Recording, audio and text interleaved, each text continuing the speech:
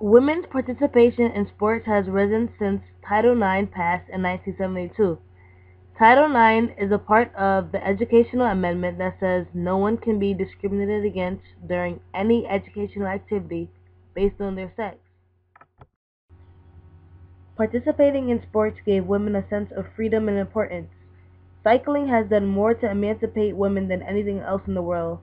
Susan B. Anthony said, "I stand and rejoice every time I see a woman ride on a wheel. It gives women a feeling of freedom and self-reliance."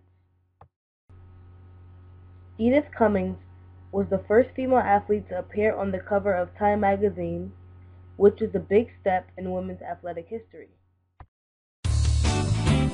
Tennis star Billie Jean King was a trailblazer for women in sports. She was the first female athlete to win prize money in excess of $100,000 in a single year, and her organizational efforts helped put the women's professional tennis tour in the mainstream of American sports. With a gritty and athletic style of play, Billie Jean King captured dozens of Grand Slam titles, including 20 Wimbledon championships. In 1973, she was challenged to a battle of the sexes by 55-year-old Bobby Riggs, himself an ex-Wimbledon champion. In front of the largest crowd ever assembled for a tennis match, King trounced her male opponent, striking yet another blow for equality in athletics. This match between Billie Jean King and Bobby Riggs was the one that let everyone know that girls can do anything that boys can do, even more. In 1960, Wilma Randolph became the first woman to win 3 gold medals in track and field. In 1984, the United States women's Olympic basketball team won gold for the first time. Today, women's sports are looked at differently than they were in the 19th and 20th centuries.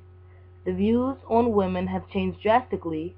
Women are not viewed as inferior and that they should not be participating in physical activities.